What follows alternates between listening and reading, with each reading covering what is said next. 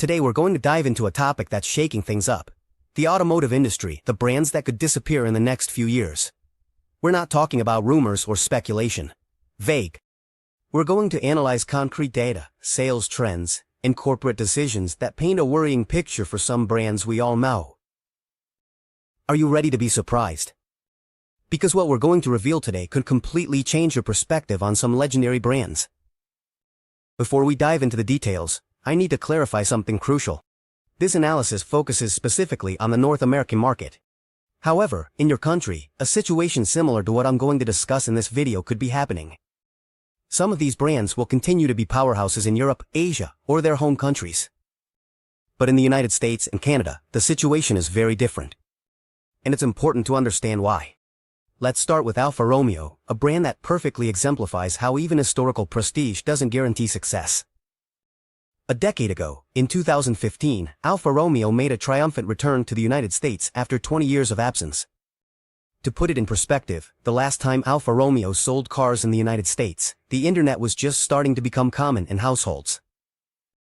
Smartphones didn't even exist. Their return was spectacular. First came the 4C, a sports car that reminded us of the brand's best days. Then came the Giulia, a sedan that shook BMW to its core. I'm not exaggerating. The first reviews of the Giulia or Quadrifoglio placed it above the BMW M3 in terms of driving experience. The Stelvio completed the initial trinity, offering an SUV that drove like a sports car when all the other luxury SUVs felt like boats. But this is where the story takes an interesting turn. As BMW launched a new generation of the 3 Series, then another, and then again updated its technology, Alfa Romeo was still selling essentially the same Giulia as in 2015. Yeah, there were minor updates, but nothing substantial. The infotainment technology, which was already criticized back in 2015, became embarrassingly outdated. Quality problems, which Alfa fans had justified as part of the Italian character, were no longer acceptable in a market where even budget brands offer impeccable finishes. The Stelvio suffered the same fate. From being the most exciting SUV to drive in its segment, it became the one that dealers practically gave away with astronomical discounts. And you know what's the saddest part? The Tonale, their new compact crossover, is based on the Dodge Hornet. Yeah, you heard that right. An Italian premium brand based on a Dodge.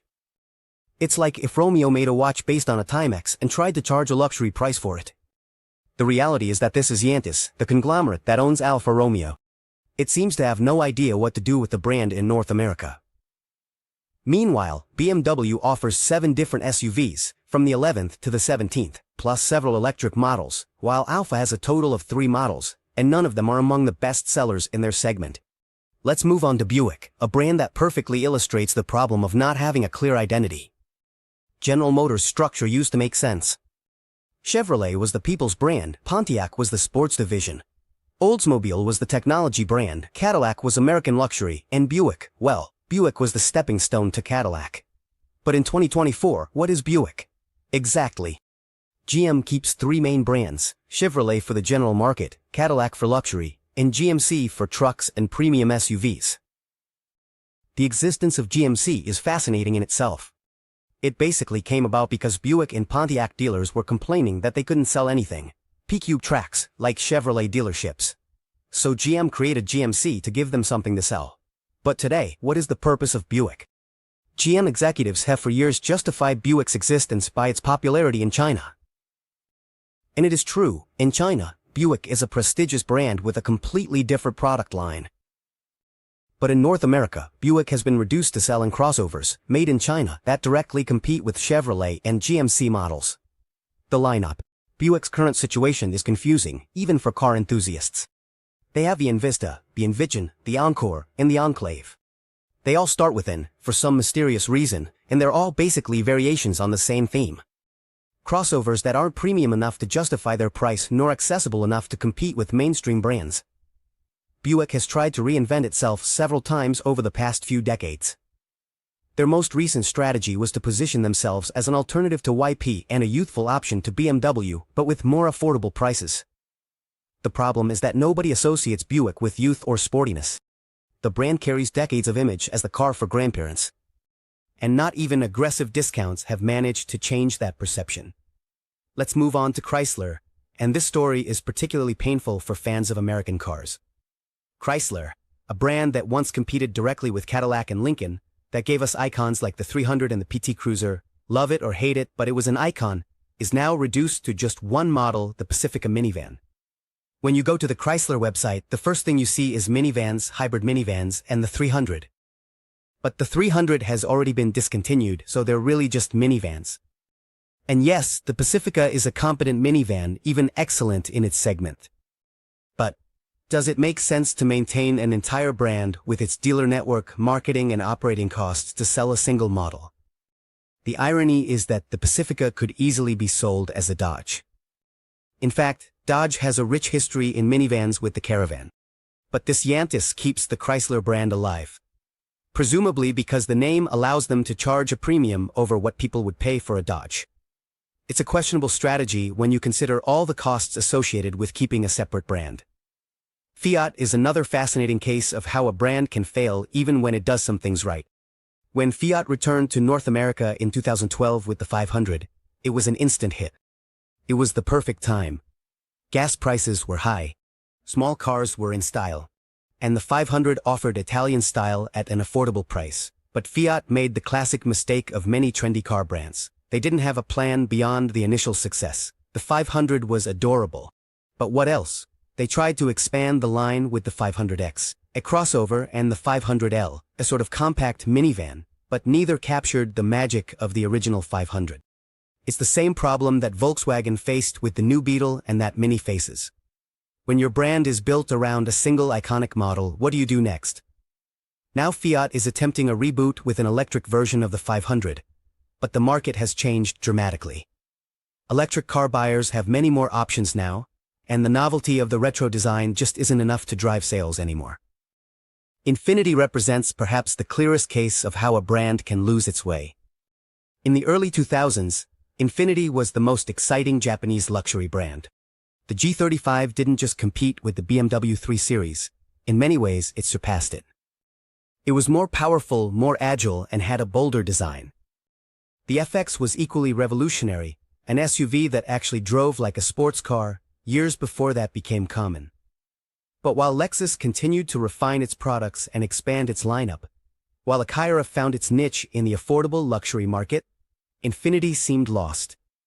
They changed all their model names to a queue-based naming system that confused buyers.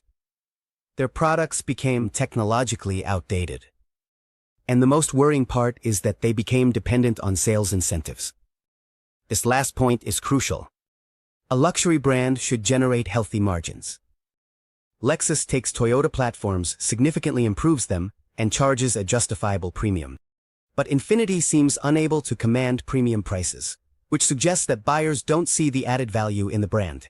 Mitsubishi is perhaps the clearest case of a brand that has lost its reason for being in the North American market. In the 1990s, Mitsubishi had a clear identity. They were the creators of the Evolution, a sports sedan that competed with the Super WRX. The 3000 GT was a serious competitor to the Toyota Supra. The Montero was a capable SUV that earned the respect of off-road enthusiasts. But today, what is Mitsubishi? Their standout product is the Outlander, an SUV that mainly sells because it's cheaper than the competition. The Mirage is consistently rated as one of the worst new cars you can buy, surviving solely on its low price. It's a dangerous position to be in. When your only selling point is the low price, you're at the mercy of any competitor who decides to be more aggressive with their pricing. And as a bonus, let's talk about Mini. This is a different situation because Mini still has significant resources thanks to BMW, but they face an existential challenge. The modern Mini Cooper was a phenomenal success when it was launched. It combined retro charm with modern technology and an exceptional driving experience. Enthusiasts loved it, and people looking for something different loved it. It was the perfect car for multiple demographics. But Mini has grown literally. Their cars are getting bigger and bigger, heavier and more expensive. The current Mini Cooper is significantly larger than the modern original from 2001, and don't even get me started on comparing it to the classic Mini from the 60s. They have tried to expand the brand with various models. The Countryman, an SUV, the Clubman, a wagon. They even experimented with a coupe and a roadster. But each step takes them further away from what made the brand special. First of all, to conclude, these brands face fundamental challenges that go beyond simple product cycles or temporary market conditions. Some could reinvent themselves with the right investment. Others could be absorbed by stronger brands. And some could simply disappear from the North American market. The question isn't whether these brands will disappear, but when and in what order. Which one do you think will be the first to fall? Is there any that you think could be saved with the right strategy? Leave your opinions in the comments. And don't forget to like and subscribe if you want more in-depth analyses like this one. See you in the next video.